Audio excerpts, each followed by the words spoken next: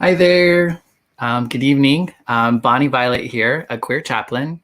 And in case you don't know where you are, you found yourself at Drag and Spirituality, which I'm really excited. We're actually going to be interviewing my 23rd drag artist, which I'm really excited. I just started counting them now. So it'll be number 23. Before we get started, I wanted to just let you know a couple of things. This is an opportunity for us to hear an individual talk about their experience with drag and spirituality and hold them together. This particular drag artist is very much into bringing their spirituality into their drag. So I think we'll have lots to talk about their experience with that. So we'll just be kind of talking about drag, we'll talking about spirituality, and we'll see where it goes. If you're not familiar with the Queer Chaplain, I'm just trying to I feel as a queer chaplain, I feel called to be with people around death and dying. And it's death and dying to self, which is usually comes with identities. It's when we find ourselves start to see ourselves differently than we had once seen ourselves before. And I feel like that's like a death. And I've had that experience so many times in my life.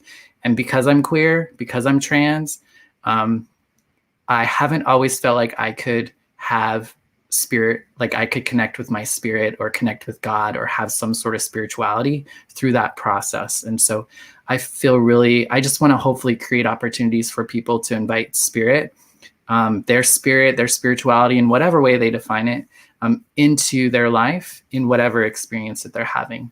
Because I think a lot of the times I was told I couldn't or I didn't. Just hoping that this will start to change some of that.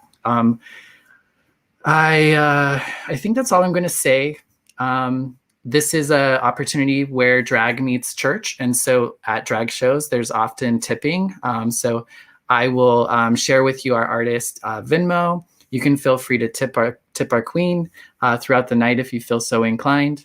And I think without further ado, I'm going to get this thing started. Oh, also, please take a moment and share this video on your social media, wherever you're watching it. Also, feel free to chat with us, ask questions, make comments, all that fun stuff. It just makes it a little bit more fun for us as well. So I'm going to go ahead and bring on our guest. Our guest this evening is Miss Pennycost. Hello. Love, how are you doing? So good. It feels so good to be able to talk with you and with your people. Awesome. I'm excited to have you here as well. Thanks for the share, Michael. I saw that you had shared that. Thanks so much. I always say I'm not very good at foreplay. I like to just go right in there. Yes. There are some folks from West Texas. That's right. Odessa, Texas, the Pride Center West is in the house. So hello, everyone. I'm glad that you could make it. And Kayla is saying, love in this look, Penny. Thank you. It's my church lady meets Barbie meets, I don't know, lunch lady. Right. So, yeah.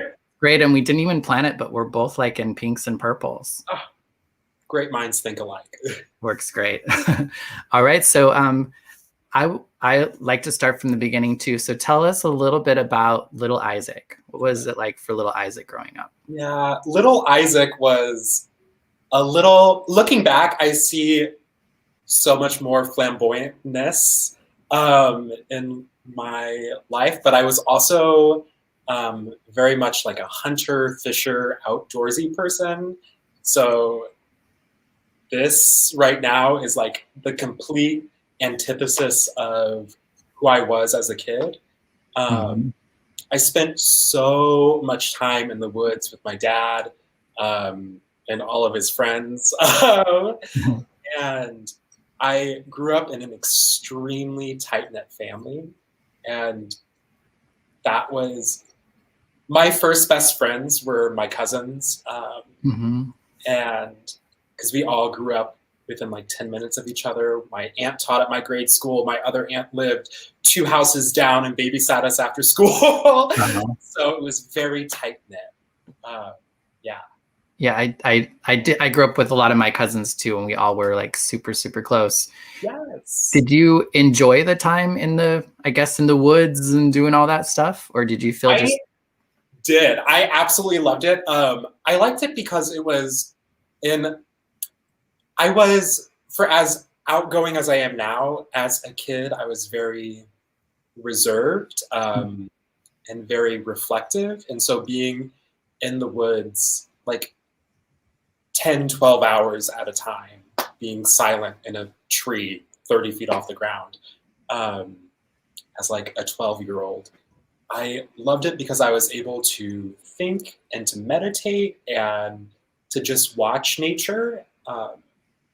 And from a spiritual lens, looking back, I see that as like the first seed of my spirituality was just sitting and watching. And at that time, you didn't call it that though, or you didn't experience it that way? No, I just called it hunting.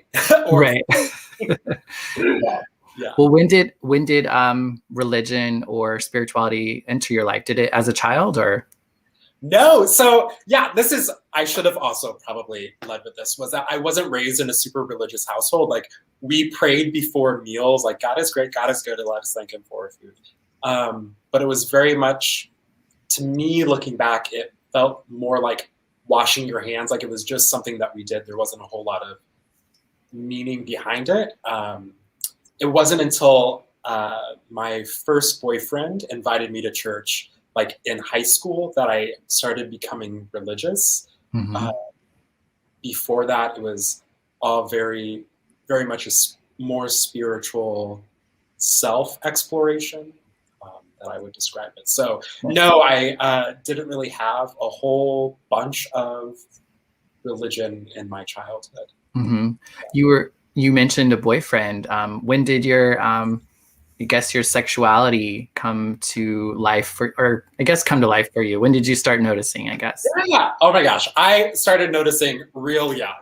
It was like 3rd, 4th grade-ish. Honestly, looking back, between 2nd grade and 5th grade, all that blurs together. I have no idea what year was what and how age works. But somewhere around 4th-ish grade, I started realizing, like, I don't really have crushes on girls like some of my other friends do. And then other people started noticing it around then as well. And that's when like a lot of the like self-hatred started being born. And I really receded into myself come like 5th, 6th grade. I was a really angsty kid. And it was in 6th grade that I had my first girlfriend. And it was very much like I need something to like signal that I'm not this monster that people are saying I am, being like this gay guy. Right. And yeah.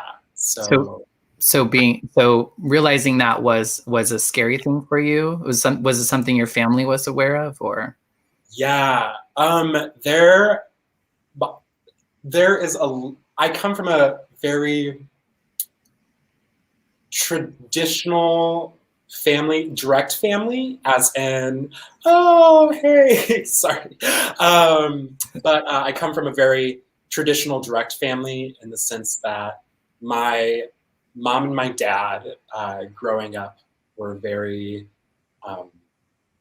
there's a lot of anti-LGBT sentiments and thoughts, and it was just very much the air that we breathed.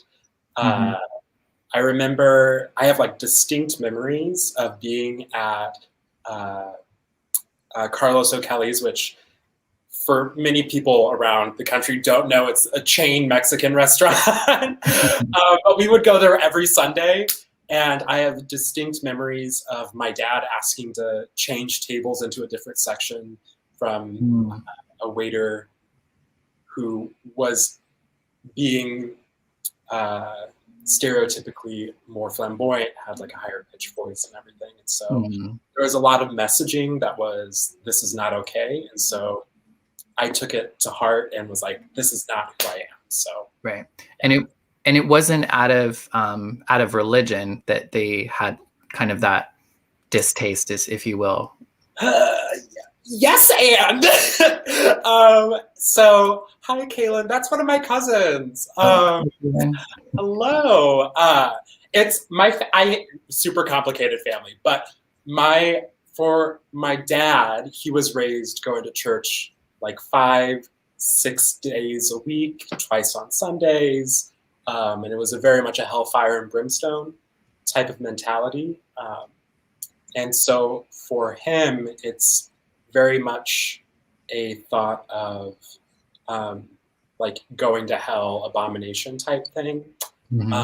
For my mom, she has grown and we are rebuilding our relationship. And it's come a really long way. There's been a lot of really healthy work that's been done. And I'm so proud of her and it. But yeah, for being well, hello, Ryan. But for her, it was more of like the air that we breathed again. Yeah. Yeah.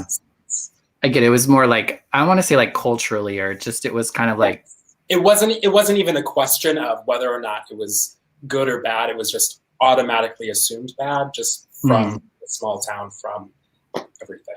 Yeah. Right. And so you said in high school you had a boyfriend. Yes. Is that right? When did you come out? I guess I came out let's see, it was the end of the summer of my junior year going into senior year. And it was a very slow process. Well, I should say come out to my family. That's when I came out to my family. I'd started coming out my junior year because that's when I started dating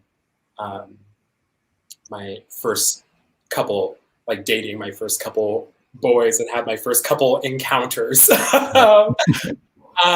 But yes, I came out more formally in the summer/fall leading into my senior year of high school. And it was a really rough time. It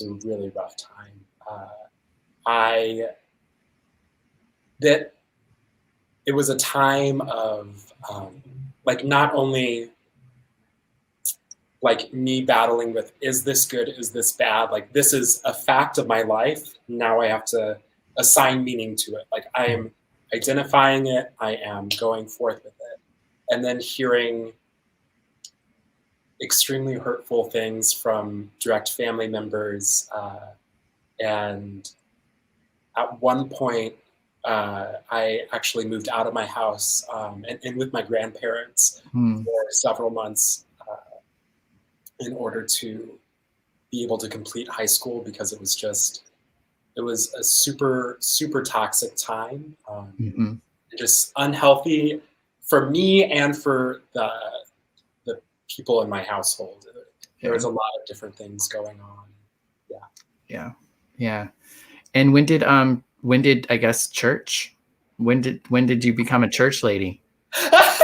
Yes. Oh my gosh. That boyfriend came from a family that went to church every Sunday, and Sunday was like a church ordeal. It was a small non-denominational church, but his family made up like 50% of the church membership. And so he like invited me, and I was like, I don't know how I feel about this. We'll see what's going on. I went and we were standing around afterwards discussing where to go for lunch. And it was like, are we going to Chili's or are we going to Cracker Barrel? Like those are the churchy places to go hang out afterwards.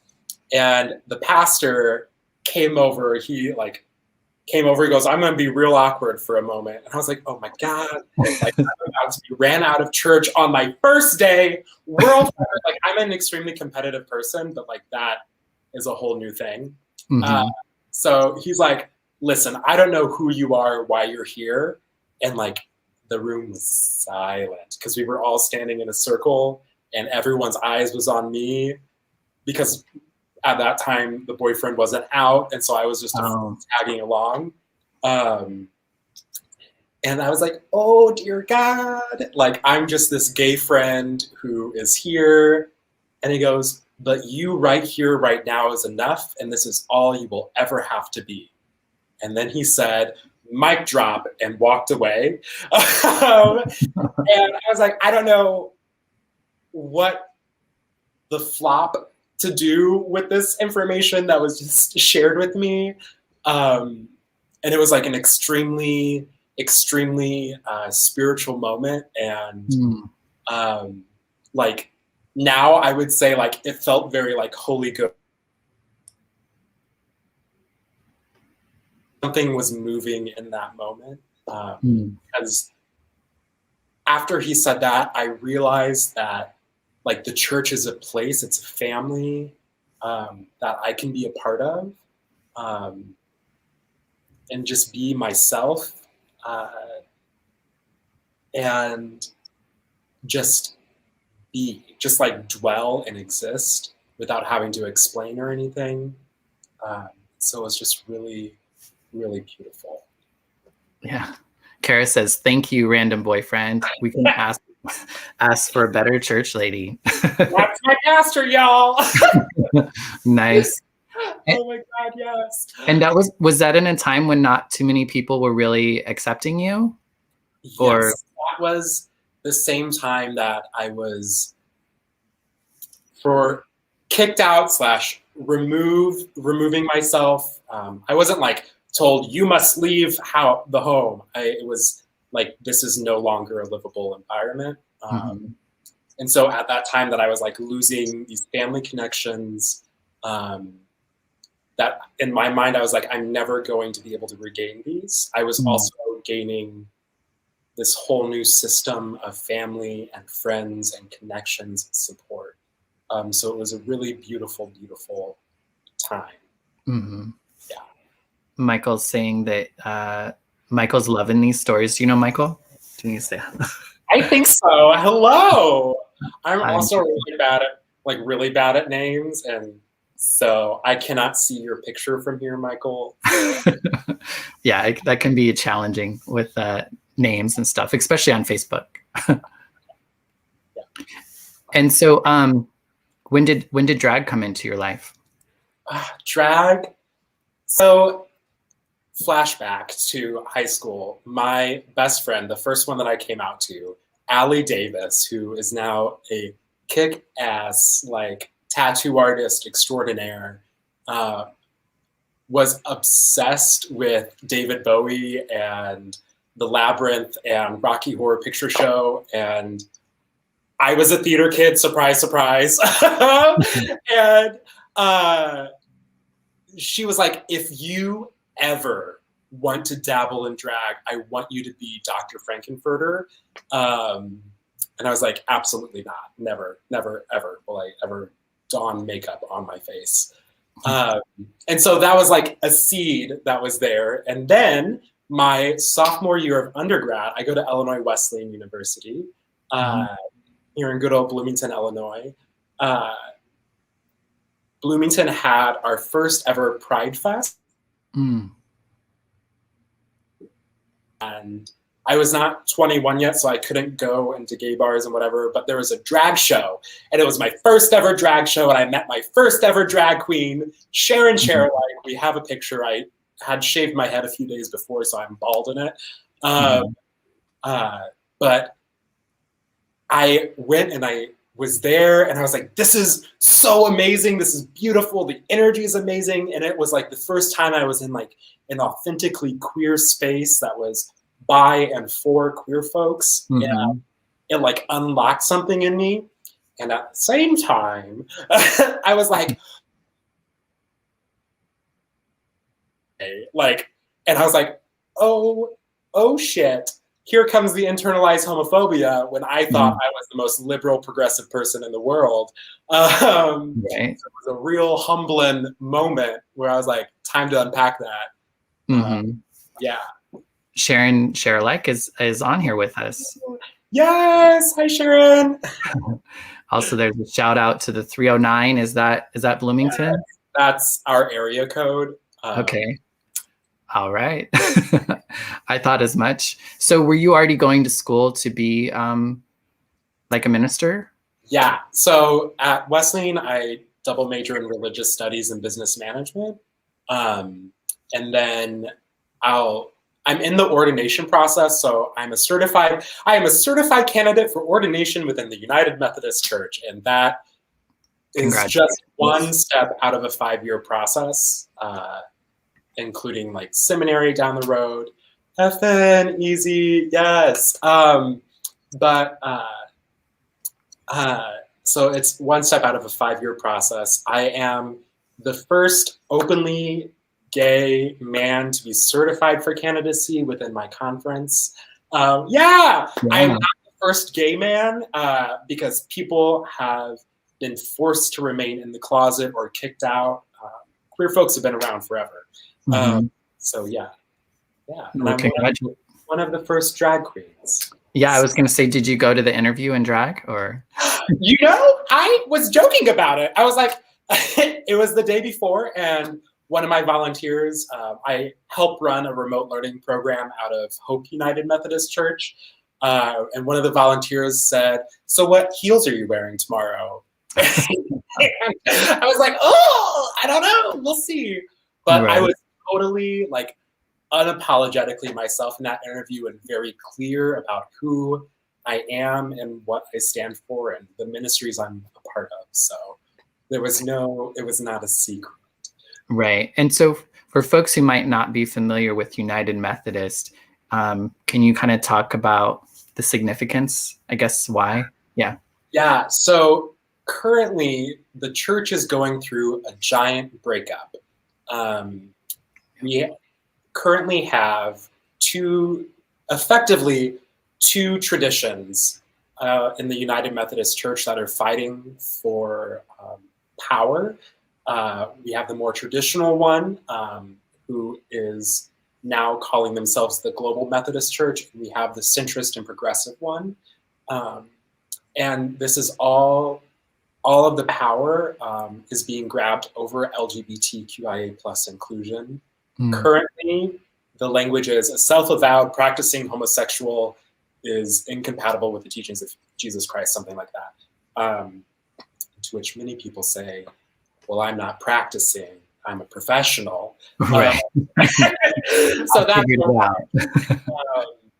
so there is a huge breakup that is like fighting for billions of dollars, thousands of churches, like around the world. Yeah. And there's and someone had mentioned that it's been a breakup that's been happening for 40 years. So it's been a long time coming. Yes, absolutely. And some churches are starting to actually just leave the denomination altogether. Is that correct? Absolutely. And that churches leaving isn't singled to the traditional or the more centrist progressive. Like people across the board are just fed up and they're leaving. There's people who are staying and fighting. And that's kind of what I am doing. Like I've been invited to like the UCC denomination or the Episcopal denomination as well. But I am dedicated to using the privilege that I have as a white cis man with so much support around me to help make way so that people with less privilege don't have to fight as hard in the future. Yeah. So I guess I guess for some people too, it's like, why would you stay in a, I guess in a denomination that wouldn't fully affirm you? Yes. Yeah. And my bishop, I had a meeting back in August of 2019 with the bishop of my conference, and he asked that very question. He said, Isaac, why stay? And what I told him, and like I've said this in several interviews, is I said, because I and queer folks have been ran out of enough houses in our lives, I will not be ran out of the house of God. And so I am working to, I will work and I will fight and I will push until I'm told that I no longer can. Yeah. Yeah. Well, I appreciate that. So when you first started doing, so did we talk about when you first did drag? No. So sophomore year of undergrad, experienced first drag show, whatever. It was beautiful, amazing, unpacked a lot of crap, and like transphobia, homophobia stuff, still unpacking a lot of it. Like it's a daily process. But it wasn't until my junior year, so the next year, that I was like, hey, oh wait, no, it wasn't my senior year. I have taken some time off of school for like health reasons, and so time is a whole thing. But a year and a half ago, in November, I was, yes. There's a lot of comments and stuff, so I'm trying to, I hope it's not confusing. No, I just read the Pride Center West Texas comment, and that is amazing. That is beautiful. Yeah, and it says the same reason, just because some folks will be listening on a podcast, Pride Center West Texas says the same reason we stay in a country that doesn't fully accept us. Yes. Oh my God, yes. But I was in this class, and it's like the capstone to the religion major, and I was doing this research into like trying to find a topic to talk about, and I was like, why not talk about drag? Why not like drag spirituality, whatnot? And so I started looking into Mikhail Bakhtin, who was this old, now dead Russian philosopher. And he had this theory built around the Carnivalesque of France in the 16th century. So like think The Hunchback of Notre Dame, like the Disney movie, like that time.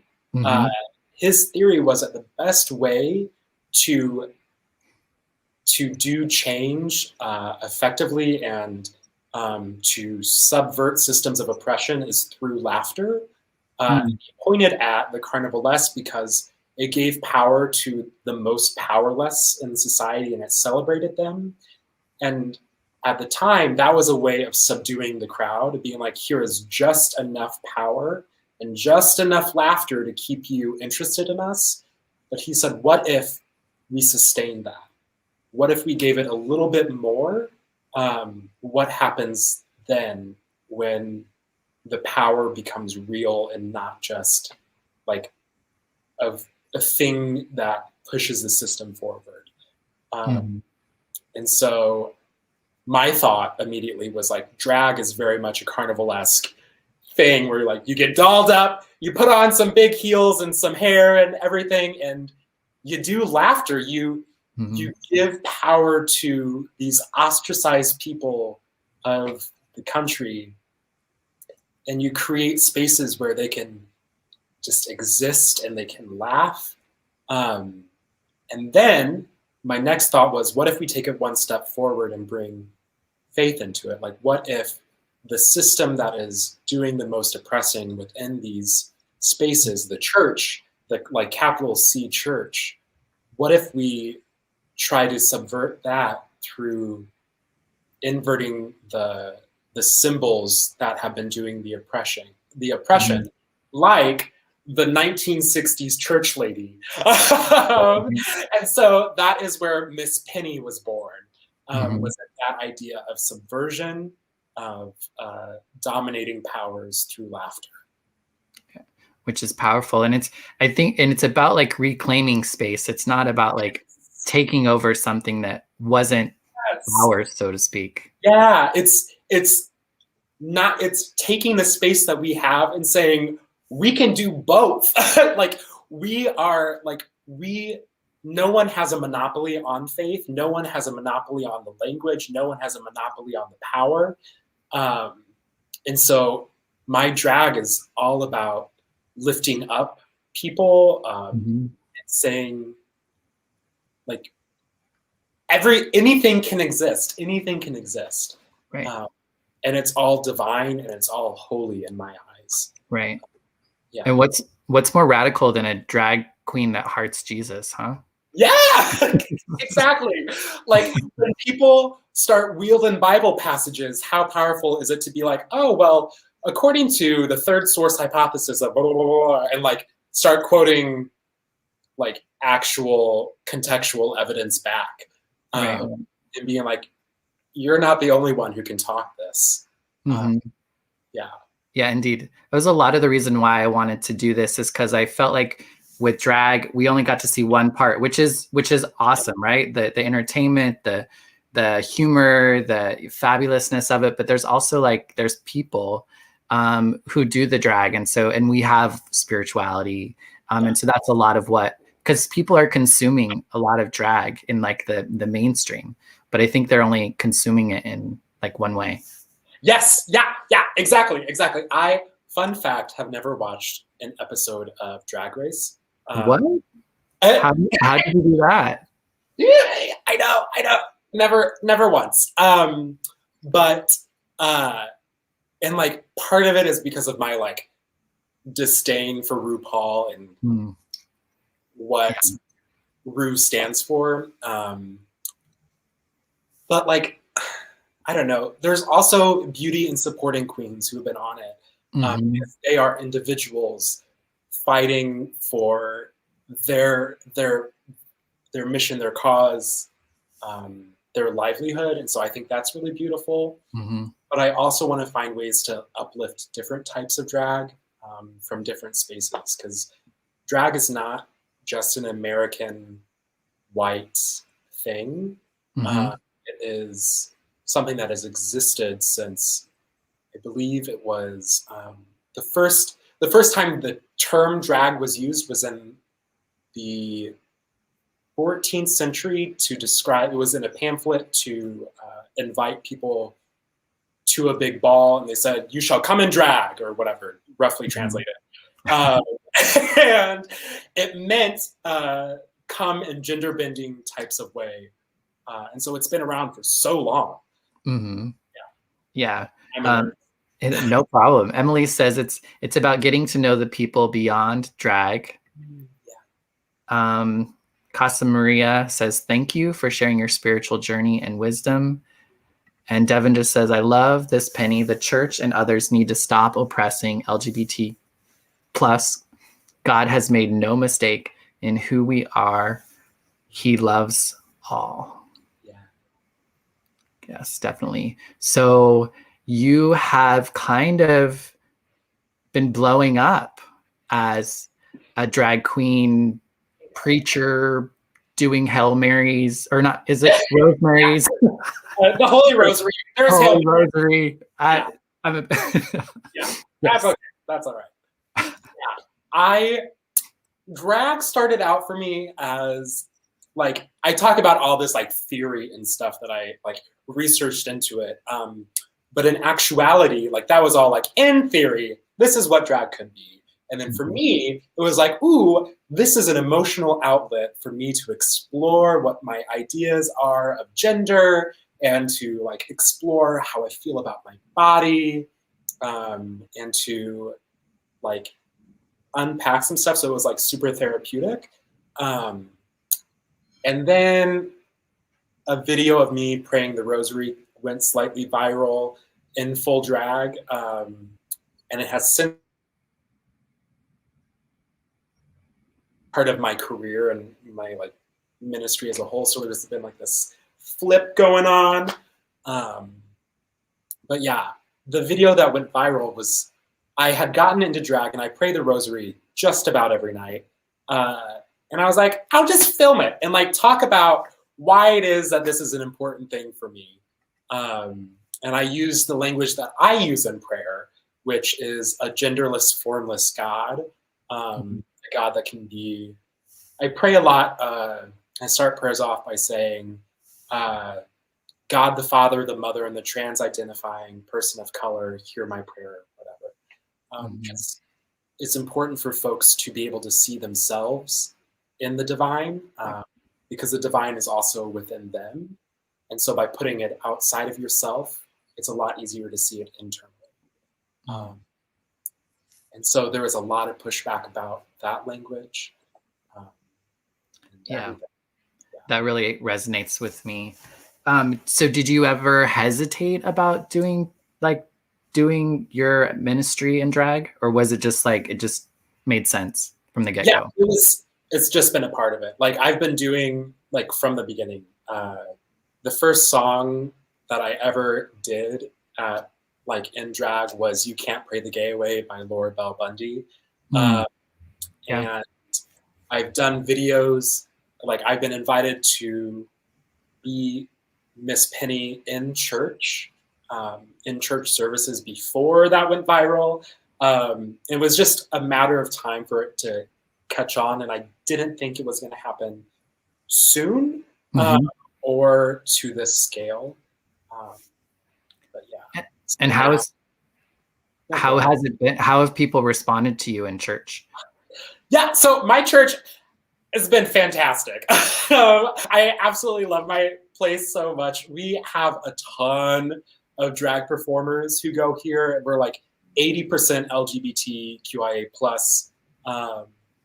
And so like it's been like constant support and everything. And there's been pushback and like a lot of negative things. I've been called. My favorite was when I was called the Antichrist. I was like, ooh, if I'm the Antichrist, you're looking good. Be powerful. But that didn't come from in my church. That came from outside. So my church itself has been super supportive. Leadership at the conference level of the UMC has been supportive of me as well. And what I find really exciting is the people from outside of Illinois who've been like reaching in and being like, hey, I see you, I support you. And also like, will you come preach, or will you come be a part of this service? So in the next month, I'll be in drag in 4 different churches in 3 different states, from Mobile, Alabama to Detroit, Michigan to Chicago to here in Bloomington, in drag, bringing the good word. That's awesome. That's so exciting to have that be happening. Yeah, Devin is asking if you know Kevin Garcia. I believe so. That name sounds very, very familiar. Yes, I think they're. I've been coming to know of them a little bit as well. When I first started doing this, I thought nobody was out there. You know, like you feel kind of isolated, right? Yeah. To hear that you've done 23 interviews, like mind blowing. Yeah. But like that's also like one of my favorite things about drag is that like we are so connected and like people from all over the world. Yeah, it's beautiful. We don't exist in isolation. Yeah. It's I feel like you're one of the first people though that I'm interviewing, other than like myself, that is very intentionally spiritual, and that like it's the bulk of what you do in drag. Yeah, that makes sense. It's a very niche market. Yeah. But like, I don't know.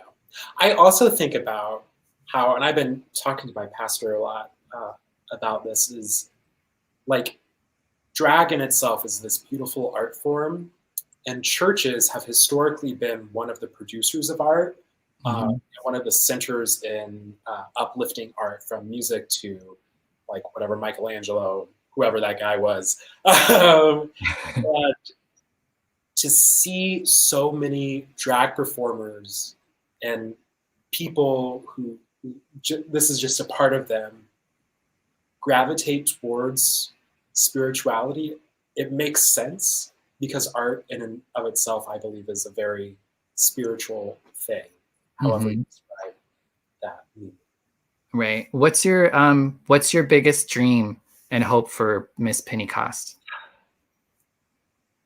That's a good question. I haven't thought about that yet. It could be like where you'd maybe like to see her, or Biggest dream, Grand Ole Opry stage with Dolly Parton by my side. Dolly Parton is who I aspire to be in life. She is like, I like just a good person with this like country roots like me and big hair and like loving. And one of the things that I admire most is when she sees something that she has done that is wrong or in the past has thought that needs to change, she apologizes for it, and she commits to learning a new way of thinking and doing. yes. And I think that's so important because we are all, as human beings, we are stories that are changing and that are meant to change and adapt and learn and grow. Right. Yeah. One of the guests, I think right? They'd like to see her on a date they want to see you on a date with them. So fun fact, F and Easy, when I first took time off of school, I lived with Effin and their partner for like 3 months. So we spent many nights having dinner together. Fantastic. So I wanted to invite folks. We have about 20 more minutes or so of conversation, but I would love to ask Penny your questions. So if you have any questions of Penny, I will ask them of her. So feel free to put them in the comments. I'm also just going to take a second and I'm going to go ahead and share Penny's Venmo. So if you want to throw some coin at her, so she can get some wigs and some makeup. And it's a little offering. I don't know. You can continue to do the Lord's work. For sure. I'll leave it up there for a few minutes. I was going to see if there is going to be any questions that are going to come through.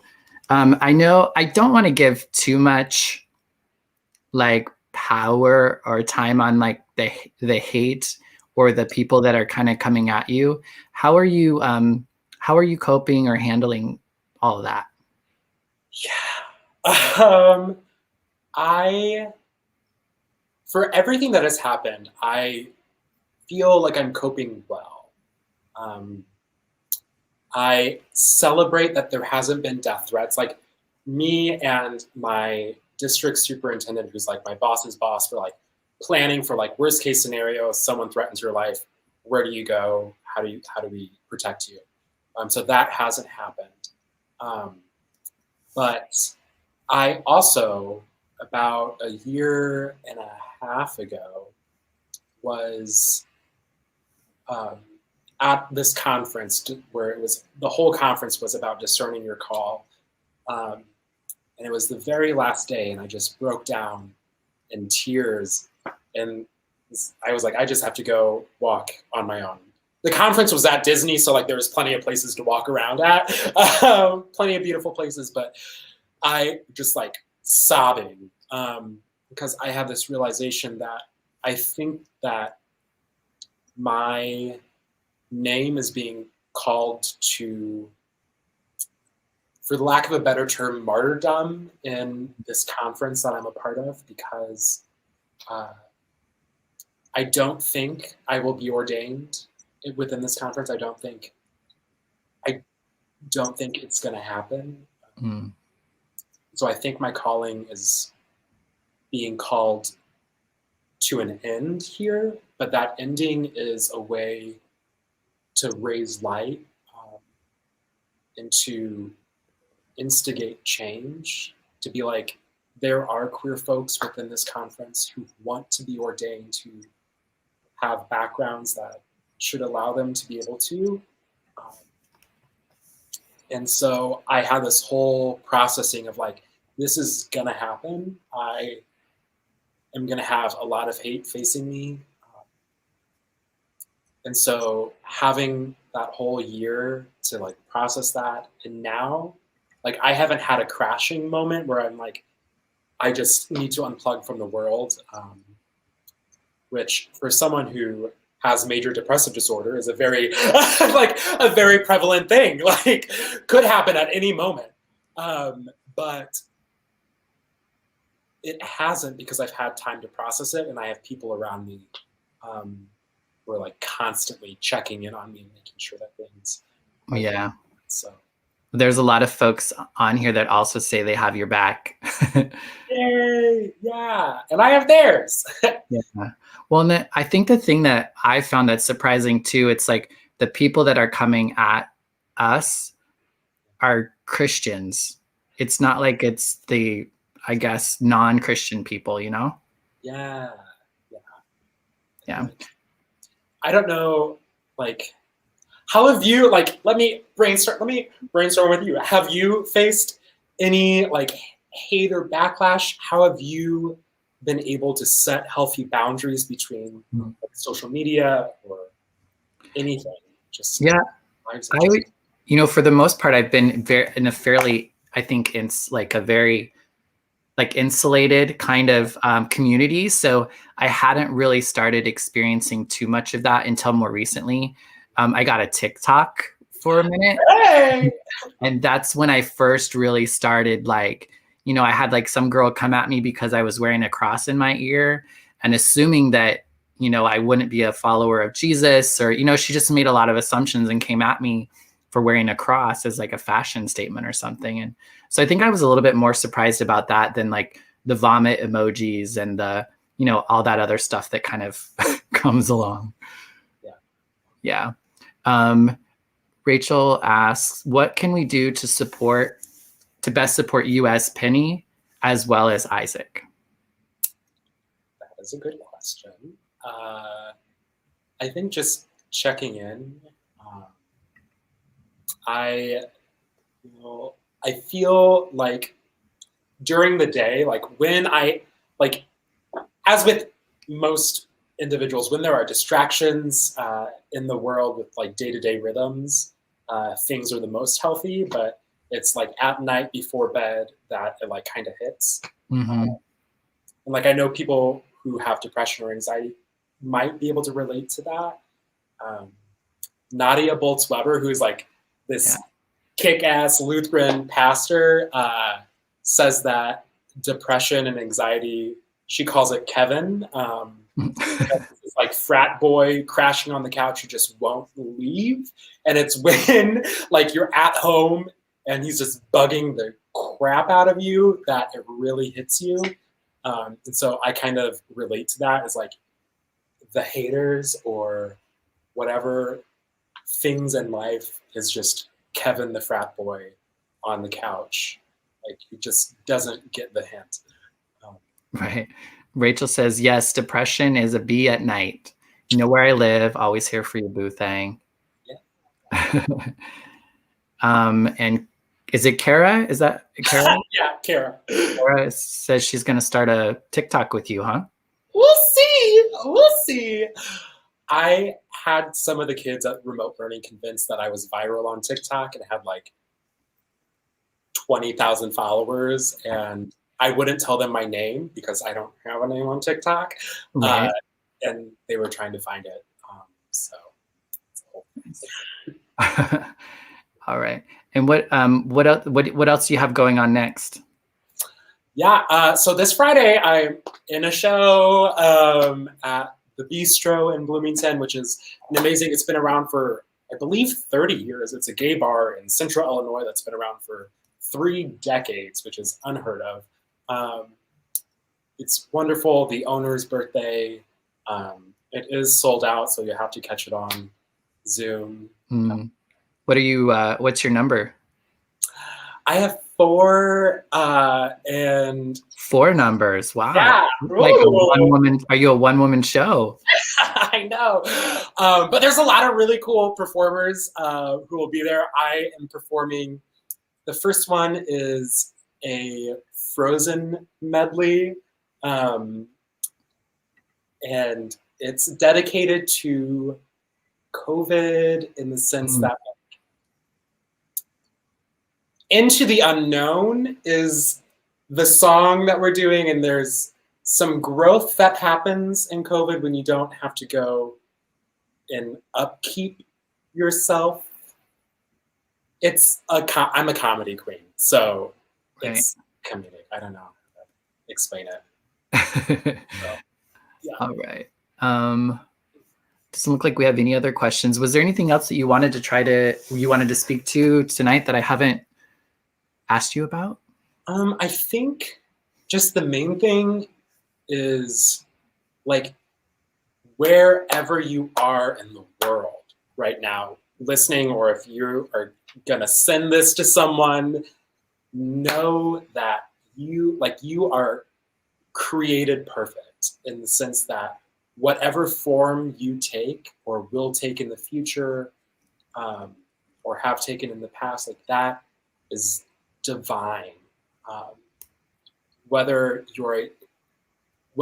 you for 80 years saw yourself as a cis man and now you identify as a trans woman, like, you are beautiful and you are divine now.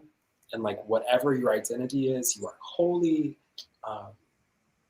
And there is nothing that any institution can do that will strip you of your power and your grace and your love from the divine. Yeah. That's beautiful. Very well said. Devin says, I've seen Golden Girls where Sophia says when people check up on you, you stay pretty. So Penny, I understand we both don't get a lot of threats, but I feel God has protected us with good folks. So stay blessed, beauty. Yes. Yeah. Oh. Sharon share alike says, very proud of you, Penny. I'm always here for you. You too, Bonnie. Great job. Thanks, Sharon. Sharon is the host on Friday, so. Oh, well, hey, that's fantastic. Thanks so much, Devin. It's been great to have so many folks on tonight and participating. I'm a one-woman show tonight, so it was like feeling like it actually wasn't too bad to just try to manage all the little bits and pieces. Someone had asked for your Venmo before again, so I'm just going to place it up there. Just in case folks didn't get to see that. All right, so I don't see that there's any other questions, and my brain is not coming up with any other questions either. So I wanted to go ahead and thank you for joining us tonight. For folks who are new to Dragon Spirituality, you can check out the link in the descriptions. As mentioned, Miss Pennycost is our 23rd drag artist. So if you'd like to hear other drag artist stories, there's a variety of folks from different backgrounds and experiences and races and genders and even faiths or religions or none of those. So it's a really great time. And you can either listen to it on podcast, search for a queer chaplain wherever you listen to podcasts, and you can find any of those interviews. Everything is all unedited and raw. And that's not because I'm lazy. It's just I haven't been able to edit it yet. That's hopefully something that can happen in time, that we'll be able to edit some of those things. But you can watch it on YouTube or listen to it on a podcast as well. Please do share this interview with Miss Pennycost with your friends and other folks.